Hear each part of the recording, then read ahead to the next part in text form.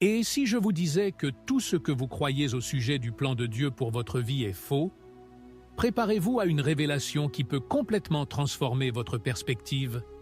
Découvrez comment vos plus grandes difficultés peuvent en fait être vos plus grandes bénédictions déguisées.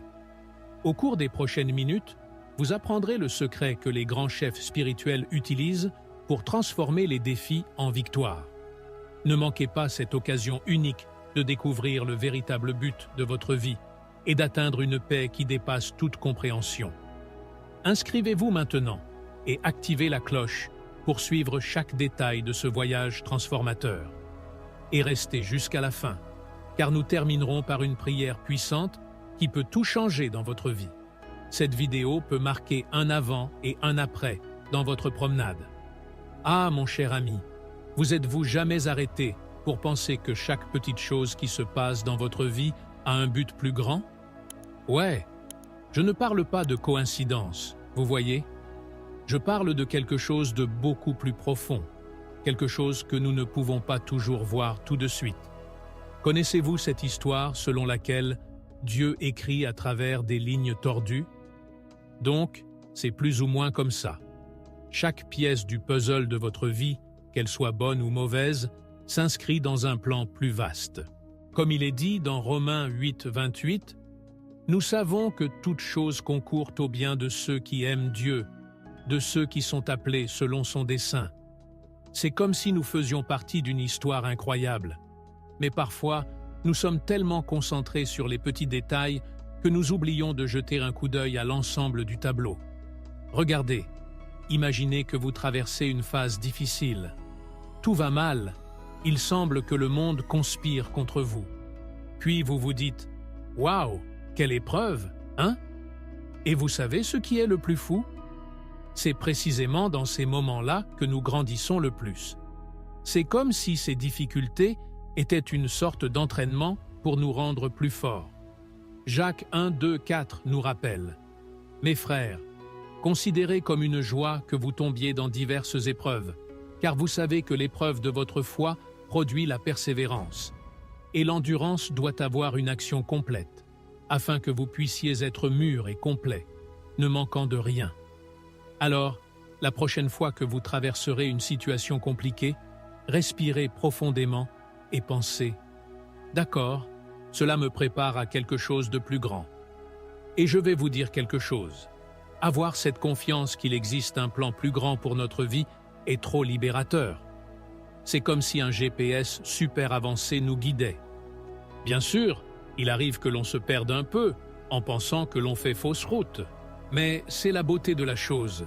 Même quand nous ne comprenons rien, il y a quelqu'un là-haut qui voit toute la carte. Proverbe 16, 9 dit « Le cœur de l'homme prépare sa voie, mais l'Éternel détermine ses pas. » Cela nous rappelle que même lorsque nous pensons que nous sommes en contrôle, il y a une plus grande sagesse qui guide notre chemin. Maintenant, soyons honnêtes. Ce n'est pas toujours facile de voir cet objectif, n'est-ce pas? Parfois, nous sommes tellement au plus bas qu'il est difficile de croire qu'il y a quelque chose de bon qui arrive. Mais c'est là que la foi entre en jeu, mon ami. La foi est comme cette petite lumière au bout du tunnel, vous savez? C'est ce qui nous permet de continuer même lorsque tout semble perdu. Hébreux 11.1 le définit bien. Or, la foi est l'assurance de ce que nous espérons et l'évidence des choses que nous ne voyons pas. Et voyez comme c'est intéressant. Plus nous exerçons cette foi, plus elle se fortifie. C'est comme faire de l'exercice, vous savez? Au début, c'est difficile, ça fait mal à tout, mais avec le temps, on devient plus fort et les choses deviennent plus faciles. Et vous savez ce qui est le plus cool?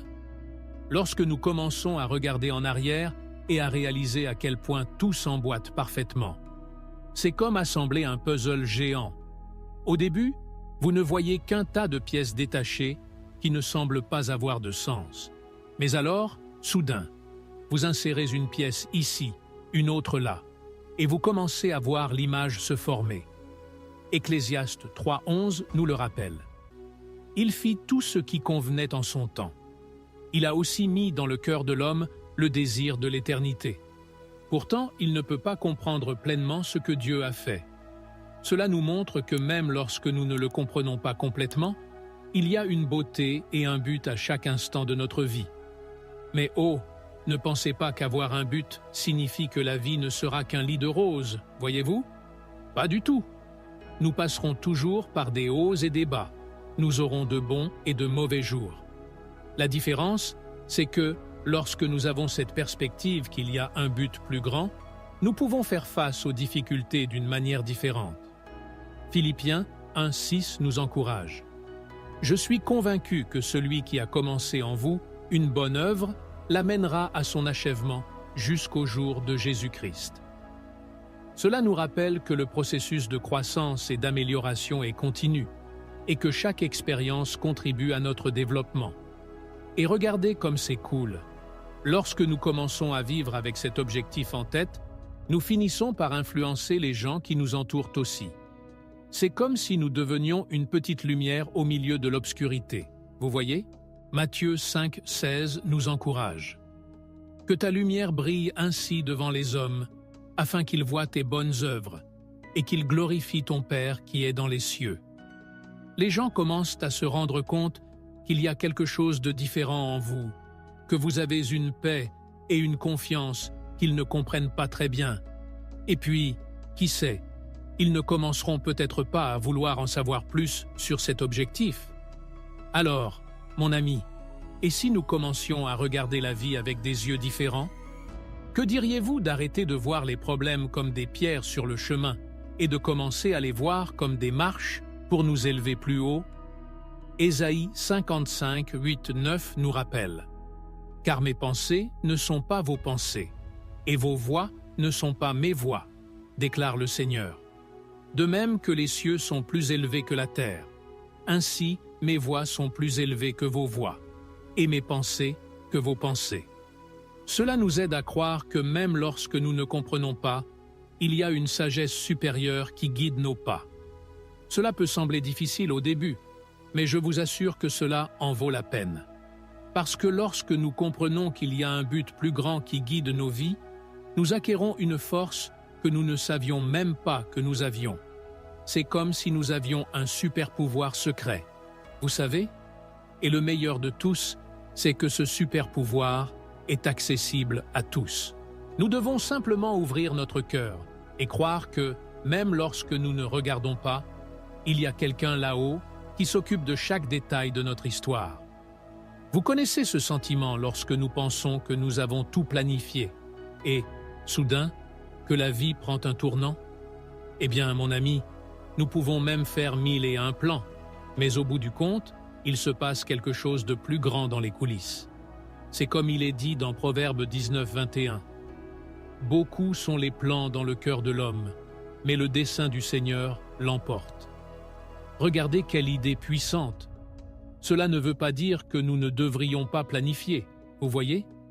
Mais c'est un rappel que nous devons être humbles et ouverts aux surprises que la vie, ou plutôt que le plus grand plan, nous réserve. Et je vais vous dire, cette sagesse que nous trouvons dans la Bible est comme une carte au trésor pour la vie. Vous savez, il regorge d'idées qui peuvent complètement transformer notre façon de voir les choses. Par exemple, dans Proverbes 3, 5, 6, il est écrit « Confie-toi en l'Éternel de tout ton cœur et ne t'appuie pas sur ton intelligence. Reconnais le Seigneur dans toutes tes voies, et il aplanira tes sentiers. » C'est une sorte de rappel que, même si nous pensons savoir des choses, nous avons une sagesse bien plus grande que la nôtre, opérant dans l'univers. Maintenant, réfléchissez avec moi. Combien de fois avons-nous été frustrés parce que les choses ne se sont pas déroulées exactement comme nous l'avions prévu? C'est dans ces moments-là que cette perspective biblique fait toute la différence. Au lieu de nous attarder sur ce qui n'a pas fonctionné, nous commençons à nous demander « D'accord, et si cela faisait partie d'un plan plus vaste? Et s'il y avait quelque chose de mieux qui m'attendait juste devant moi? » C'est tout un changement dans la façon dont vous faites face aux défis. Vous ne trouvez pas? Comme il est dit dans Romains 8, 28, « Nous savons qu'en toute chose, Dieu travaille au bien de ceux qui l'aiment, qui ont été appelés selon son dessein. » et regardez comme c'est intéressant. Cette idée de faire confiance à un plan plus grand ne signifie pas que nous devrions rester les bras croisés à attendre que les choses se passent. Non. La Bible regorge d'exemples de personnes qui ont agi avec foi et détermination. Pensez à David face à Goliath, ou à Moïse guidant le peuple à travers le désert. Ils ne sont pas restés les bras croisés, mais ils ont cru qu'il y avait un but plus grand qui guidait leurs actions. C'est comme il est dit dans Jacques 2, 17. De même, la foi seule, si elle n'est pas accompagnée d'œuvres, est morte. Mais convenons qu'il n'est pas toujours facile de voir cet objectif plus grand, n'est-ce pas? Parfois, nous nous surprenons à penser « Waouh, mais pourquoi cela m'arrive-t-il » C'est là qu'intervient une autre perle de sagesse de la Bible. Dans Ésaïe 55, 8, 9, il est écrit « Car mes pensées ne sont pas vos pensées, et vos voix ne sont pas mes voix, déclare le Seigneur. De même que les cieux sont plus élevés que la terre, ainsi mes voix sont plus élevées que vos voix, et mes pensées que vos pensées. » C'est une sorte de rappel que nous ne voyons qu'une petite pièce du puzzle, alors qu'il y a quelqu'un là-haut qui voit l'image dans son ensemble. Et vous savez ce qui est le plus incroyable? Cette sagesse biblique n'est pas seulement pour que nous comprenions mieux les choses, non. Il a le pouvoir de nous transformer de l'intérieur. C'est comme il est dit dans Hébreux 4, 12. Car la parole de Dieu est vivante et agissante, et plus aiguë qu'aucune épée à deux tranchants. Il pénètre jusqu'au point de séparation de l'âme et de l'esprit, des articulations et de la moelle, et juge les pensées et les intentions du cœur. Je veux dire, quand nous nous ouvrons vraiment à cette sagesse, elle commence à nous changer de l'intérieur. Maintenant, imaginez si nous commencions à appliquer cette sagesse dans notre vie quotidienne. Par exemple, au lieu d'être inquiets pour l'avenir, nous devrions nous rappeler ce qui est écrit dans Matthieu 6, 34. Ne vous inquiétez donc pas de demain, car demain s'inquiétera de lui-même. Chaque jour est assez de son propre mal. Ou lorsque nous traversons une période difficile, rappelez-vous 2 Corinthiens 4, 17, 18. Car notre lumière et nos souffrances momentanées produisent pour nous une gloire éternelle qui pèse plus lourd que toutes les autres. Ainsi, nous fixons nos yeux non sur ce qui est vu, mais sur ce qui n'est pas vu, parce que ce qui est vu est passager, mais ce qui n'est pas vu est éternel. Et ce qu'il y a de plus cool dans tout cela, c'est que cette sagesse est accessible à tous. Vous n'avez pas besoin d'être un génie ou d'avoir étudié pendant des années et des années pour y avoir accès. Ouvrez simplement votre cœur et soyez prêts à apprendre. Comme il est dit dans Jacques 1,5, « Si quelqu'un d'entre vous manque de sagesse, qu'il la demande à Dieu, qui donne à tous gratuitement et volontairement, et cela lui sera accordé. » Alors, que diriez-vous de commencer à regarder la vie avec ses yeux de sagesse? Qui sait, peut-être découvrirons-nous qu'il y a beaucoup plus de sens dans les choses que nous ne l'imaginions? Mon ami, vous êtes-vous déjà arrêté pour penser à quel point ce serait incroyable d'avoir une carte de la vie? Savoir exactement ce qui va se passer et où on va? Eh bien, nous n'avons pas cette carte, mais savez-vous qui l'a? Dieu lui-même. C'est comme il est dit dans Ésaïe 46, 10. « Je déclare la fin dès le commencement, depuis l'Antiquité, ce qui est encore à venir. Je dis, mon dessein subsistera, et je ferai tout ce que je voudrais. » Je veux dire, pendant que nous sommes ici à essayer de deviner ce qui nous attend, il y a quelqu'un là-haut qui connaît déjà la fin de l'histoire. Et le meilleur de tous, il est de notre côté. Maintenant, convenons qu'il n'est pas toujours facile de faire confiance comme ça, n'est-ce pas? Parfois, nous nous retrouvons au milieu d'une tempête de vie, ne sachant pas dans quel sens nager. C'est dans ces moments-là que la confiance en Dieu fait toute la différence. Vous vous souvenez de cette histoire de Pierre marchant sur l'eau? C'est là dans Matthieu 14, 29, 31. Tant qu'il gardait les yeux fixés sur Jésus, il réussissait à faire l'impossible. Mais quand il regarda les vagues, il commença à couler. C'est plus ou moins comme ça chez nous. Quand nous nous concentrons sur les difficultés, nous coulons. Mais lorsque nous faisons confiance à Dieu, nous pouvons faire des choses que nous n'aurions même pas imaginées possibles. Et vous savez ce qui est le plus incroyable? Cette confiance en Dieu n'est pas seulement pour que nous soyons calmes, non. Il a le pouvoir de transformer complètement notre perspective. C'est comme il est dit dans Proverbes 3, 5, 6. « Confie-toi en l'Éternel de tout ton cœur et ne t'appuie pas sur ton intelligence. Reconnais le Seigneur dans toutes tes voies et il aplanira tes sentiers. » Je veux dire, quand nous faisons vraiment confiance, nous commençons à voir les choses d'une manière différente. Ce qui semblait être un énorme problème devient soudainement une opportunité de croissance. Mais soyons honnêtes, faire confiance à Dieu ne signifie pas que la vie ne sera qu'un lit de roses, vous voyez? Nous passerons toujours par des hauts et des bas. Nous aurons de bons et de mauvais jours. La différence, c'est que, lorsque nous faisons confiance, nous avons une paix qui dépasse toute compréhension. C'est comme il est dit dans Philippiens 4, 6, 7.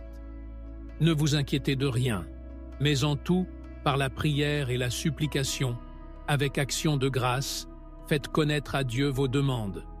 Et la paix de Dieu, qui surpasse toute intelligence, gardera vos cœurs et vos esprits en Jésus-Christ. » Pouvez-vous imaginer avoir cette paix même au milieu de la tempête? Et regardez comme c'est intéressant. Plus nous faisons confiance, plus nous voyons Dieu agir dans nos vies. C'est comme si notre foi nous ouvrait les yeux pour voir les choses qui passaient auparavant inaperçues. Vous souvenez-vous de l'histoire du prophète Élisée et de son serviteur? C'est là dans 2 Rois 6, 15, 17. Ils étaient encerclés par une armée ennemie et le serviteur était terrifié. Mais ensuite, Élisée a prié pour que Dieu lui ouvre les yeux, et soudain, il a vu qu'il avait une armée d'anges qui les protégeait. C'est plus ou moins comme ça chez nous. Lorsque nous faisons confiance, nous commençons à percevoir la protection et l'attention de Dieu dans chaque détail de notre vie. Maintenant, réfléchissez avec moi. Et si nous commencions à vivre chaque jour avec cette confiance? Par exemple, au lieu de vous inquiéter de l'avenir, rappelez-vous ce que Jésus a dit dans Matthieu 6, 26.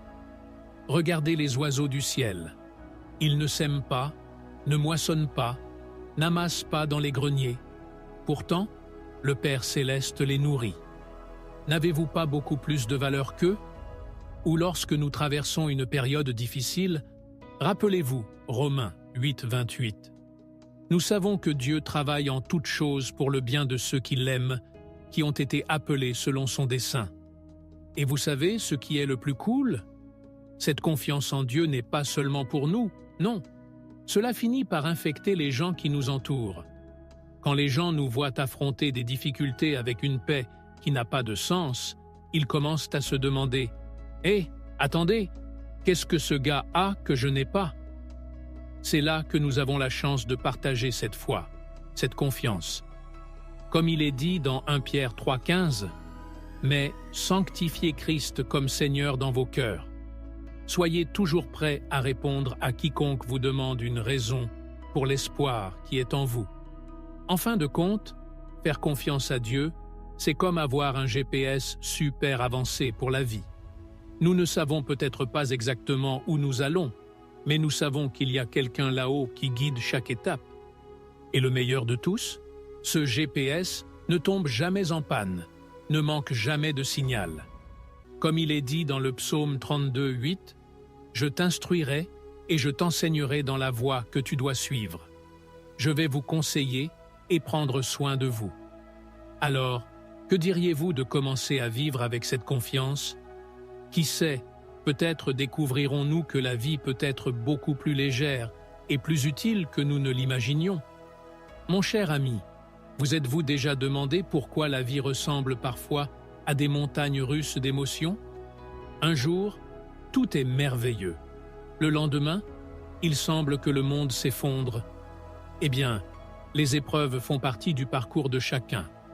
Mais que se passerait-il si je vous disais que ces difficultés ne sont pas un signe que Dieu vous a abandonné, mais plutôt une preuve qu'il se soucie de vous?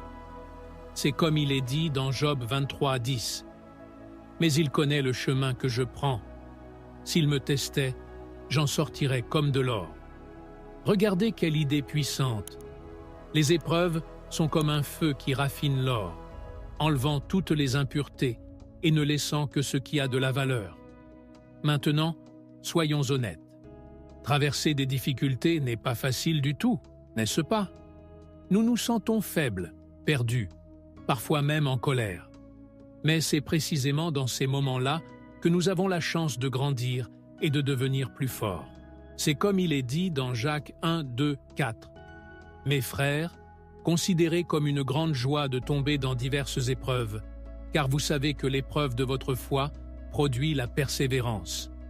Et l'endurance doit avoir une action complète, afin que vous puissiez être mûrs et complets, ne manquant de rien. » Je veux dire, chaque défi auquel nous sommes confrontés est une occasion de développer une foi plus forte et une personnalité plus résiliente. Et vous savez ce qui est le plus incroyable? Dieu ne nous laisse pas seuls sur ce chemin. Il est là, à nos côtés. Il nous donne de la force quand nous pensons que nous n'en pouvons plus. Vous vous souvenez de cette histoire de la vallée de l'ombre de la mort dans le psaume 23?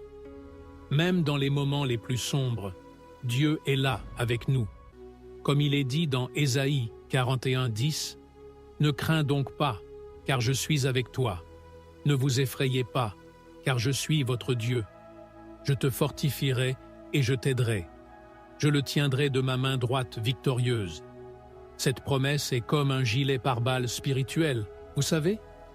Mais convenons que, dans le feu de l'action, il est difficile de voir le bon côté des procès, n'est-ce pas? Nous nous disons « Waouh, mais pourquoi cela m'arrive-t-il » C'est là qu'intervient la perspective éternelle. Paul, qui en a connu quelques-unes bonnes, a écrit dans 2 Corinthiens 4, 17, 18 « Car nos souffrances légères et momentanées produisent pour nous une gloire éternelle qui pèse plus que toutes les autres. Ainsi, nous fixons nos yeux, non sur ce qui est vu, mais sur ce qui n'est pas vu, parce que ce qui est vu est passager, mais ce qui n'est pas vu est éternel. » Je veux dire, les difficultés auxquelles nous sommes confrontés aujourd'hui sont comme un entraînement pour quelque chose de beaucoup plus grand à venir. Et regardez comme c'est intéressant. Parfois, les épreuves auxquelles nous sommes confrontés ne sont pas seulement pour nous-mêmes, mais aussi pour que nous puissions aider les autres. C'est comme il est dit dans 2 Corinthiens 1, 1, 3, 4. « Béni soit le Dieu et Père de notre Seigneur Jésus-Christ, le Père des miséricordes et le Dieu de toute consolation, qui nous console dans toutes nos tribulations, afin qu'avec la consolation que nous recevons de Dieu, nous puissions consoler ceux qui sont dans la tribulation. » Imaginez, ce qui était autrefois un défi pour vous peut devenir un outil pour vous permettre d'aider quelqu'un qui vit la même chose. Maintenant, réfléchissez avec moi. Et si nous commencions à voir les épreuves avec des yeux différents? Au lieu de nous plaindre, nous nous sommes demandé « Qu'est-ce que je peux apprendre de cela? Comment cela peut-il faire de moi une meilleure personne ?» C'est comme il est dit dans Romains 5, 3, 5. « Non seulement cela, mais nous nous glorifions aussi dans les tribulations, parce que nous savons que la tribulation produit la persévérance. La persévérance, un caractère approuvé. Et le caractère approuvé, l'espoir. Et l'espérance ne nous déçoit pas, parce que Dieu a répandu son amour dans nos cœurs, à travers l'Esprit Saint qu'il nous a donné. En d'autres termes, chaque défi est une opportunité de croissance. Et vous savez ce qui est le plus cool? Lorsque nous affrontons les épreuves avec foi, nous finissons par inspirer les autres aussi. Les gens nous regardent et se disent « Bon sang, s'il s'en sort si durement, moi aussi. » C'est comme il est dit dans 1 Pierre 1, 6, 7. « En cela vous exultez, même si maintenant pour un peu de temps, vous devriez être affligés par toutes sortes d'épreuves. C'est pour qu'il soit prouvé que votre foi, bien plus précieuse que l'or qui périt, même s'il est raffiné par le feu, est authentique et qu'elle aboutira à la louange, à la gloire et à l'honneur lorsque Jésus-Christ sera révélé. » Notre foi au milieu des difficultés peut être un témoignage puissant. En fin de compte, les épreuves sont comme un entraîneur personnel spirituel. Ils peuvent faire mal sur le moment, mais ils nous préparent à quelque chose de beaucoup plus grand. Comme il est dit dans Hébreux 12, 11, « Il ne semble pas qu'il y ait de discipline qui soit un motif de joie, mais plutôt de tristesse. Mais plus tard, elle produit le fruit de la justice et de la paix pour ceux qui ont été formés par elle. » Alors, la prochaine fois que vous traverserez une période difficile, rappelez-vous, vous n'êtes pas seul, vous devenez plus fort et il y a quelque chose d'incroyable qui vous attend de l'autre côté de cette épreuve. Mon ami, avez-vous déjà imaginé à quel point il serait incroyable d'avoir une vue d'ensemble de votre vie? Comme être capable de voir tout votre passé, votre présent et votre avenir en même temps? Eh bien, nous n'avons pas cette capacité. Mais savez-vous qui l'a? Dieu lui-même. Pendant que nous sommes ici, essayant d'assembler les pièces du puzzle de la vie, il voit déjà l'ensemble du tableau. C'est comme il est dit dans Ésaïe 55, 8, 9. « Car mes pensées ne sont pas vos pensées, et vos voix ne sont pas mes voix, déclare l'Éternel. De même que les cieux sont plus élevés que la terre, ainsi mes voix sont plus élevées que vos voix, et mes pensées que vos pensées. » C'est-à-dire que la perspective de Dieu est beaucoup plus large et plus profonde que la nôtre. Maintenant, convenons qu'il n'est pas toujours facile d'accepter cela, n'est-ce pas? Nous aimons avoir le contrôle, savoir exactement ce qui se passe. Mais que se passerait-il si je vous disais que lâcher ce contrôle pourrait être la meilleure chose que vous fassiez? C'est comme il est dit dans Proverbes 3, 5, 6. « Confie-toi en l'Éternel de tout ton cœur et ne t'appuie pas sur ton intelligence. Reconnais le Seigneur dans toutes tes voies et il aplanira tes sentiers. » C'est-à-dire que lorsque nous faisons confiance à la perspective divine, nous faisons de la place à Dieu pour agir d'une manière que nous n'aurions même pas imaginé possible. Et vous savez ce qui est le plus incroyable? Cette perspective divine ne concerne pas seulement l'avenir, non. Dieu voit aussi notre passé d'une manière différente. Vous vous souvenez de l'histoire de Joseph dans l'Ancien Testament? Ses frères ont fait beaucoup de méchanceté, mais à la fin, Joseph a dit « Tu as projeté du mal contre moi, mais Dieu l'a fait bien. » Genèse 50, 20. Je veux dire, même les mauvaises choses qui nous arrivent, Dieu peut les utiliser pour quelque chose de bien sur la route. C'est tout un changement de perspective. Vous ne trouvez pas? Mais soyons honnêtes, il est parfois difficile de voir ce plan plus grand, n'est-ce pas? Nous nous retrouvons au milieu d'une situation compliquée et nous nous disons « Waouh, mais à quoi peut-il y avoir un but ici ?» C'est là que la foi entre en jeu. Comme il est dit dans Hébreux 11, 1. « Or, la foi est l'assurance de ce que nous espérons et l'évidence des choses que nous ne voyons pas. » La foi est comme une paire de lunettes spéciales qui nous permet de voir au-delà de ce qui est devant nous, en ayant confiance qu'il y a un but plus grand à l'œuvre. Et regardez comme c'est intéressant. Plus nous nous ouvrons à cette perspective divine, plus nous commençons à en voir des signes dans notre vie quotidienne. C'est comme si nous commencions à voir les coïncidences comme des incidences de Dieu. Cette rencontre inattendue, cette opportunité sortie de nulle part, tout commence à faire partie d'une image plus large. Comme il est dit dans Romains 8, 28, « Nous savons qu'en toute chose, Dieu travaille au bien de ceux qui l'aiment, qui ont été appelés selon son dessein. » Maintenant, pensez avec moi. Et si nous commencions à regarder la vie avec ces lunettes divines? Par exemple, au lieu de vous inquiéter de l'avenir, rappelez-vous ce que Jésus a dit dans Matthieu 6, 34. « Ne vous inquiétez donc pas de demain, car demain s'inquiétera de lui-même. Chaque jour est assez de son propre mal. » Ou lorsque nous traversons une période difficile, rappelez-vous 2 Corinthiens 4, 18. Nous fixons donc nos yeux non sur ce qui est visible, mais sur ce qu'on ne voit pas, car ce qui est vu est passager, mais ce qui n'est pas vu est éternel. Et vous savez ce qui est le plus cool? Cette perspective divine n'est pas seulement pour que nous soyons calmes, non. Il a le pouvoir de transformer complètement notre façon de vivre. Lorsque nous comprenons que nous faisons partie d'un plan plus vaste, Nous commençons à voir un but même dans les choses les plus simples de la vie quotidienne. C'est comme il est dit dans Colossiens 3, 23-24. « Quoi que tu fasses, travaille de tout ton cœur, comme si tu travaillais pour l'Éternel, et non pour les hommes, sachant que tu recevras de l'Éternel la récompense de l'héritage. C'est le Christ le Seigneur que vous servez. » En fin de compte, embrasser cette perspective divine, c'est comme acquérir un super pouvoir. Nous commençons à voir au-delà des apparences, à trouver un sens même dans les situations les plus difficiles. C'est comme il est dit dans 1 Corinthiens 13, 12. « Or, nous ne voyons qu'un faible reflet, comme dans un miroir. Mais alors, nous verrons face à face. Maintenant, je sais en partie. Alors je saurai pleinement, comme je suis pleinement connu.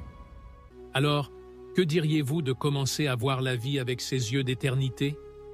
Qui sait, peut-être ne découvrirons-nous pas qu'il y a beaucoup plus de sens et de but dans les choses que nous ne l'imaginions. Père céleste, nous nous prosternons devant ton trône de grâce en ce moment. Nous glorifions ton saint nom et reconnaissons ton pouvoir infini sur nos vies. Seigneur, nous savons que tu as un but plus grand pour chacun de nous, même lorsque nous ne pouvons pas le voir.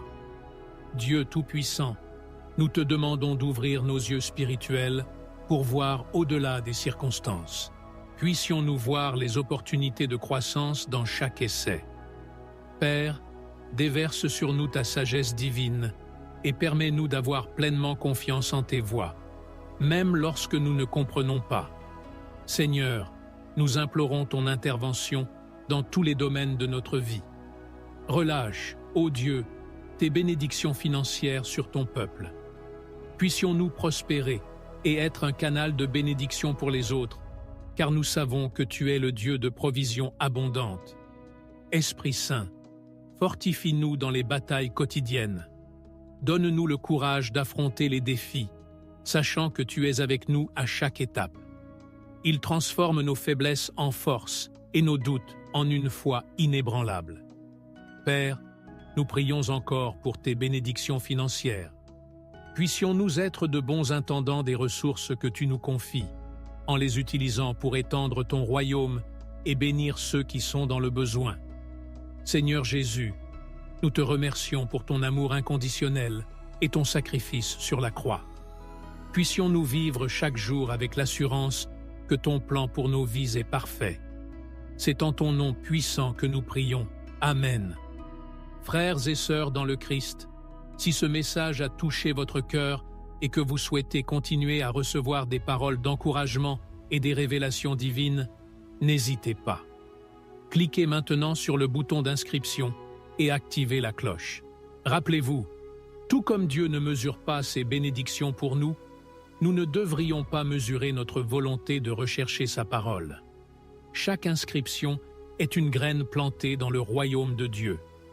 Ne manquez pas l'occasion de faire partie de cette famille bénie. Inscrivez-vous maintenant et préparez-vous à assister à des miracles dans votre vie. Que Dieu multiplie ses bénédictions sur vous et sur votre famille. Amen.